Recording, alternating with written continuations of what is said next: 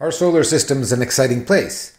One of the most exciting developments in the past few decades has been the realization that our solar system is not unique. There are solar systems all over the place, and we're starting to learn something about them. And it seems very fitting to end this week of solar system science with some discussion of what it is that we've found out there, the topic that goes under the name extrasolar planets, or exoplanets for short. And so the fact that planets should exist around other stars and that the sun is not unique in having planets is an old idea. The fact that we saw protoplanetary disks around stars suggests that many stars will have planets. And people have been looking for planets around other stars for a long time. The first successful discovery was in 1988, so only 20-some years ago. By now, at last count, there are 853 confirmed planets orbiting 672 different stars, so we have whole solar systems that we have found. And the field is growing very fast. I think we're just starting to learn what these extrasolar systems have to teach us. Finding planets is a tough business. What you're looking for basically is a chunk of rock or gas that is not hot and is not glowing and is very near to something, a star, that is hot and is glowing. So it is a difficult problem trying to actually see a planet at great distance. We see the light of the star, but seeing the reflected light off of a planet is a difficult proposition. Despite this, it has been applied. In all, 32 planets in 28 systems have been actually imaged. In other words, were found in actual images of the star. The way this is done is the same way we will learn next week. Technology developed to image the outer regions of the stars of the sun, the corona. One basically superposes a disk that blocks out the starlight into one's telescope and then looks for the dim lights around it. There are future missions that are designed to specifically image extrasolar planets, and we might be able to increase the rate of discovery, and one can learn a lot about a planet if one can actually image it. But most of the 900 planets we've seen have not been discovered that way. In fact, most of the time, all you can see is the light of the star. So how does the light of a star tell you that there is a planet orbiting it? The following few simulations might help understand that. One key to understanding how a star can tell us that a planet is orbiting it is to remember that if a planet is orbiting the star, then the star is also orbiting the planet. In fact, they are both orbiting their common center of gravity, as this animation here will show us. We have here a planet and a star. I have, just for the purposes of discussion, given them a mass ratio of 1:4, and what we see is that they each orbit, I've assumed a circular orbit, and they each orbit in a circle about the relative common center of mass, which is here this green X. And what we see is that the radii of the two circles are, of course, distances from the center of mass. In other words, if the larger star here is 4 times as massive as the smaller planet, then the radius of the orbit in which the star orbits is 1/4 the radius of the orbit in which the planet orbits. In other words, if this orbital radius is our star and this orbital radius is our planet, then since they're orbiting their center of mass, these satisfy mass of the planet times the radius of the planet's orbit is equal to the mass of the star times the radius of the star's orbit. And of course, the distance between the planet and the star, since they're on opposite sides, the distance is simply rs plus rp, the sum of the two radii, and this distance is constant at all times. Of course, most planets don't orbit in circular orbits, but as usual, we will make that simplifying assumption. It'll help us make calculations more straightforward. Of course, since typically a star is far more massive than the planets that orbit it, the star will move in a far smaller circle than will the planets, and detecting the motion of a star might be difficult because the motion is very small. To give us a sense of how this works, we'll try to detecting from a distance the planets of a solar system we understand, namely our solar system. And indeed, because Earth orbits the sun is also orbiting the Earth. the center of mass of Earth and Sun lies well deep within the Sun, and it would be very difficult to actually note the motion of the Sun. In fact, the only planet whose common center of mass with the Sun lies outside, just outside the surface of the Sun, is Jupiter. And in this animation, we see that if we take into account only the gravitational effects of Jupiter, then we observe the Sun moving around in a circle around a point just outside the surface of the Sun. Saturn's influence is the next most remarkable, and because we now have two periodic motions, the Sun's motion is a little bit more complicated. It no longer moves in a circle, so by doing some interesting analysis, we could in fact disentangle perhaps the two motions due to the Sun and to Saturn and Jupiter if we could observe this motion. So we need to understand how far the Sun is moving and try to see what limits this places on our ability to detect planets. So now we have an idea. Maybe we can observe that a planet is orbiting a star by watching the star wobble. We need to understand how much the star will wobble. We expect it not to be very much, but because it is a periodic motion, we might be able to actually distinguish it and realize that what is going on is that there's a planet orbiting it. And we said that if we assume circular orbits, if there's a distance r between the star and the planet, then we can write r as r is the radius of the circle in which the star moves, plus the radius of the circle in which the planet moves, and the two radii are determined by this center of mass relation. And plugging one relation into the other, I see that the total distance is rs plus rp, but rp is rs times ms over mp. We write it this way, and now I can solve this equation for rs. Rs is equal to r divided by 1 plus ms over mp, and then I can pick a common denominator on the bottom to write mp plus ms, and mp comes here. mp plus ms is nothing but the total mass, which I'll call n. And this is not surprising. The amount by which the star moves is related to the distance between the two by the ratio between the planet's mass and the total mass. The larger the planet, the more the star will move. Not too surprising. Let's see what that tells us. For example, about an idea. Let's try to detect Jupiter. How far would the Sun move?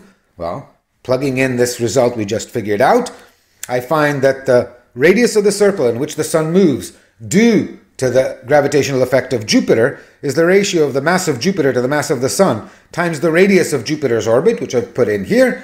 And that's indeed right outside the Sun. This is 740,000 kilometers. The Sun itself is about 696,000 kilometers in radius. This point lies right outside the Sun.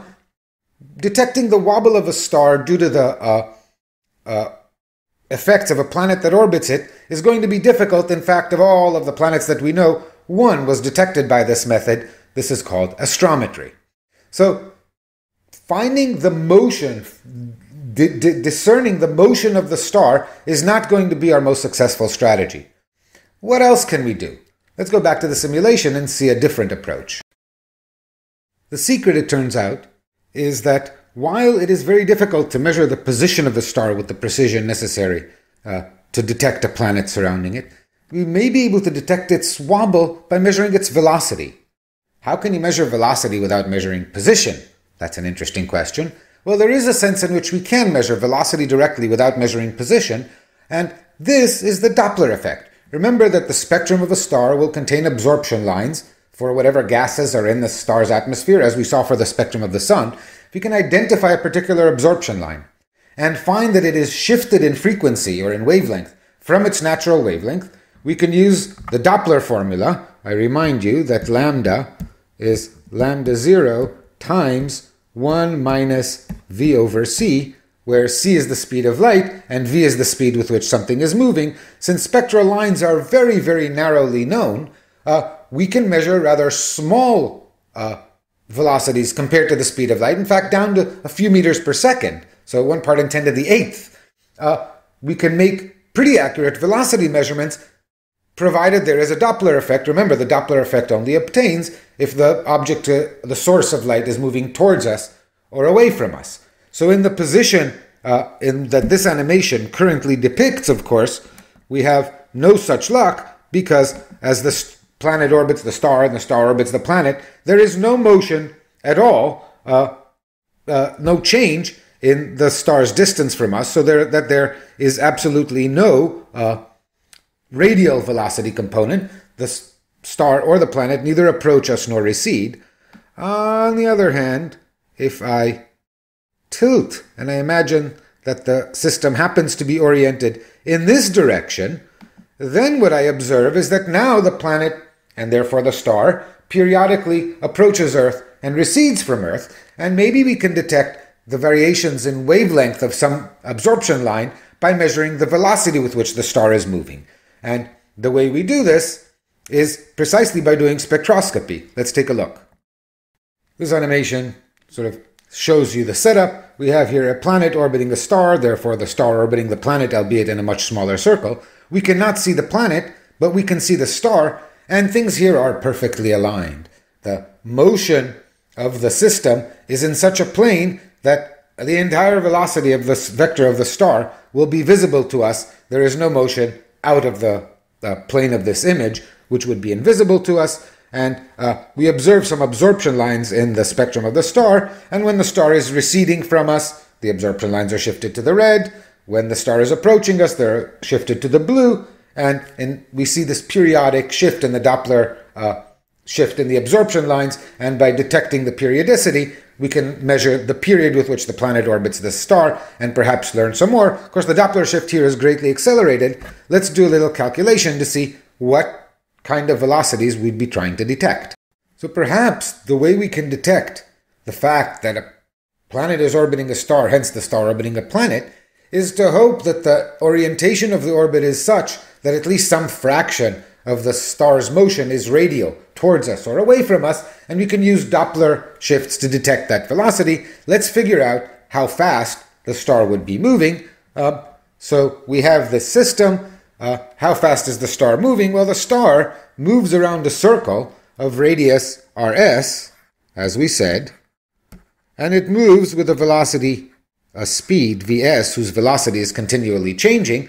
So as we know, the acceleration from our second week of class, the acceleration with which the star accelerates towards the center is vs squared divided by rs, and if I multiply this by the mass of the star, this is the force acting on the planet, on the star, to accelerate it. And of course, this is Newton's gravitational force. In other words, this is g times the mass of the planet times the mass of the star divided by the square of the distance between them.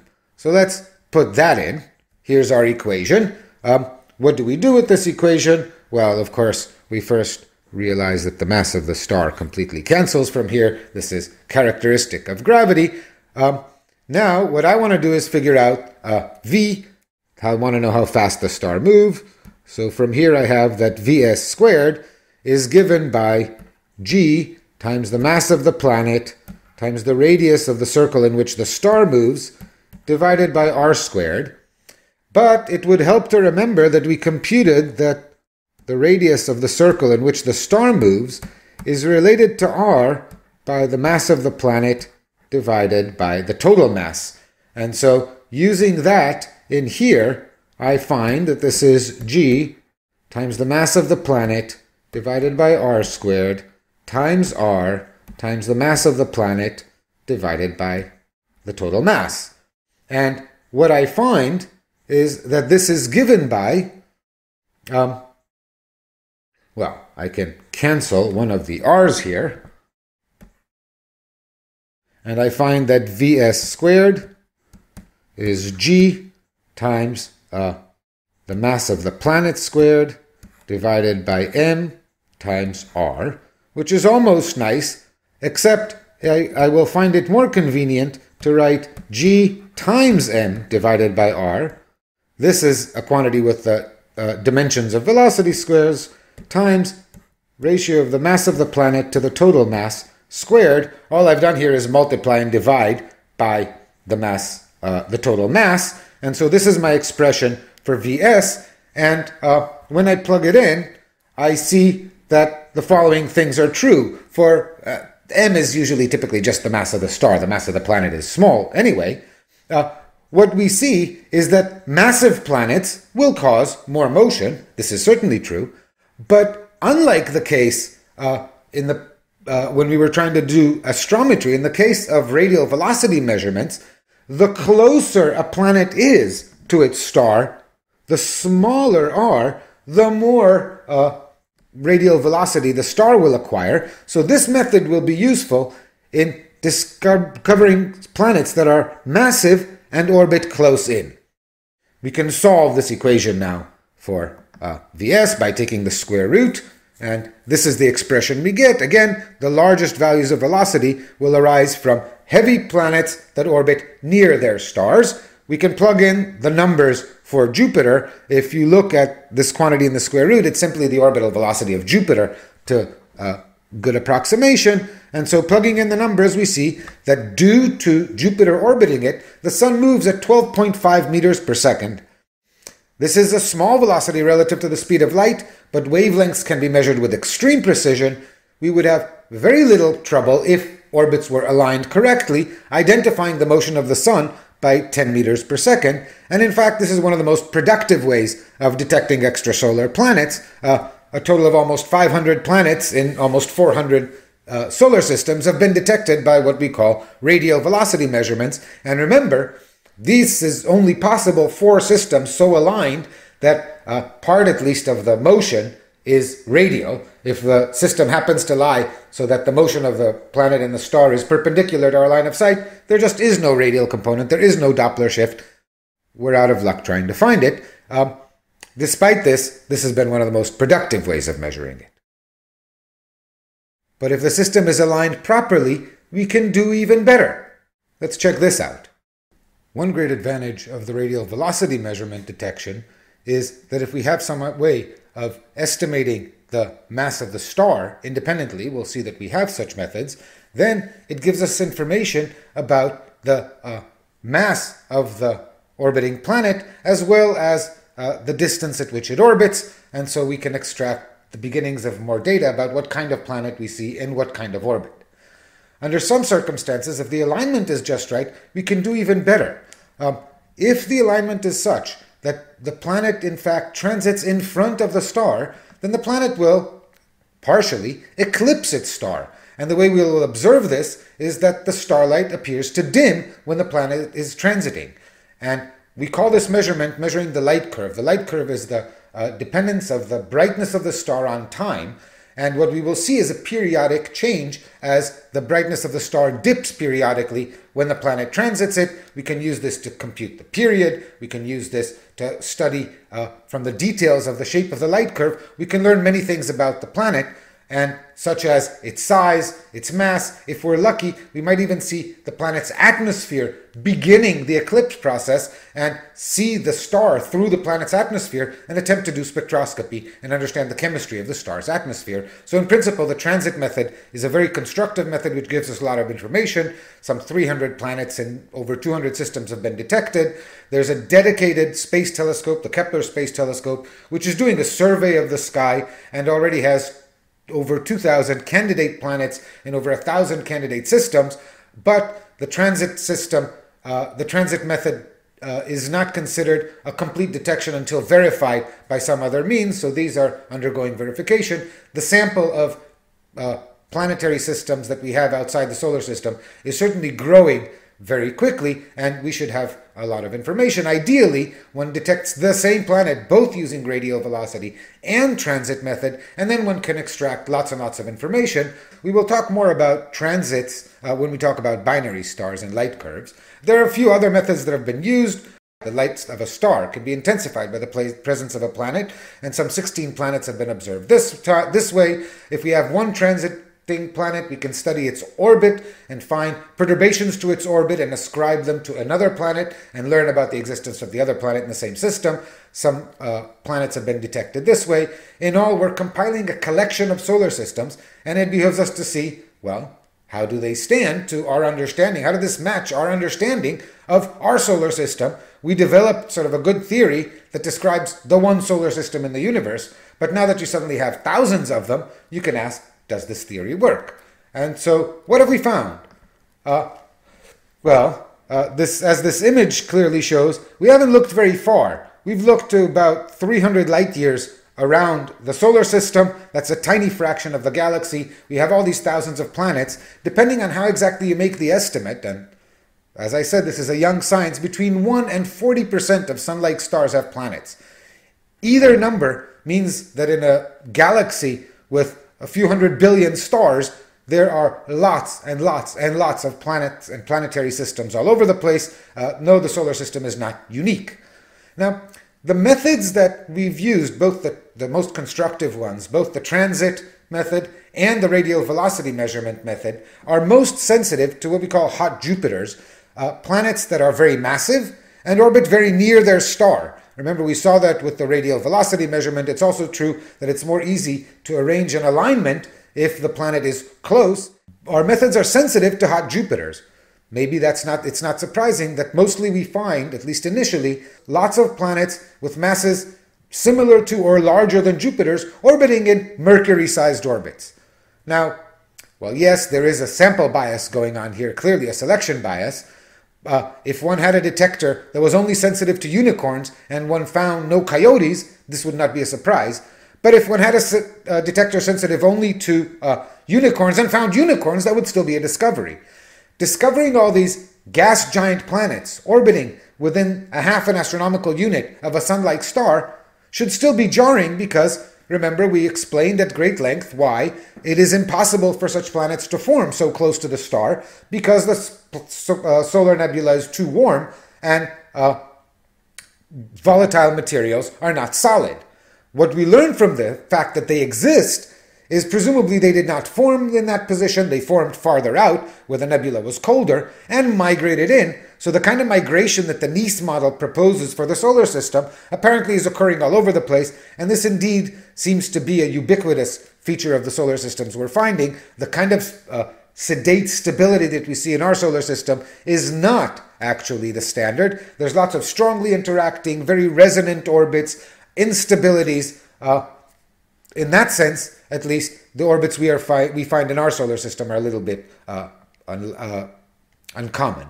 What are the planets like? Well, again, most of the planets we find are very massive, and lots of them are very close in. If you look at this logarithmic plot, right in the center of the plot, over down here, is our Earth, and then the horizontal axis is the distance from the star. The vertical axis is the mass of the planet. Both of these are logarithmic. So most of the planets that have been found are much more massive than Earth. In fact, much more massive than Jupiter up here.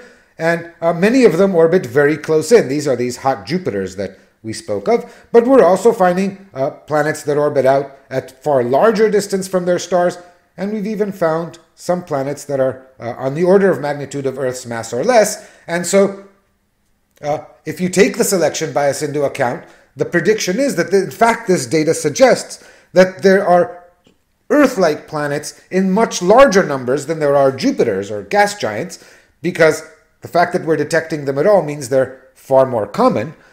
We also find some super-duper Jupiters, some gas giants with masses 15, 20 times the mass of Jupiter, much larger than one thought planetary systems could create, and some interesting, strange cases like a planet called Kepler-16b that orbits a binary system. So two stars orbiting each other with a planet in an almost perfectly circular orbit around the center of mass of the system. This had been thought to be impossible to arrange in a stable orbit, and Kepler-16 shows us that nature manages to find a way. So the field of extrasolar planets is despite the fact that it's been a few decades since we first discovered the first ones, this is really a field in its infancy. We're just starting to learn what we can learn from these exciting systems. And I anticipate a lot of news, both in terms of discovery and in terms of insight into how solar systems work in the coming decades. Let's sum up a busy week. Well, we found a lot to learn right in our own solar neighborhood. A lot of it both in our solar system and certainly beyond is just being learned. I hope you are starting to develop an appreciation for the fact that we tried to understand some of the fundamental physics, because wherever we can apply it, we can actually understand what is going on. We can make calculations that tell us what to expect and match them to experiment. I think understanding the physics roughly of the greenhouse effect might be a good example of this. And as I said, exoplanets are probably going to eventually completely change the way we think of solar systems, and so stay tuned. We've not covered many of the interesting topics in the understanding of our solar system. I want you to think of this week more as a hunting license. You now have the tools to go and read about the moons of Jupiter and why it is bizarre that Neptune has a moon that orbits completely outside the ecliptic, what that probably tells you about Triton, and so on and so forth. And so I think you are equipped with at least the tools to go and acquire information. Next week, we aim for the stars.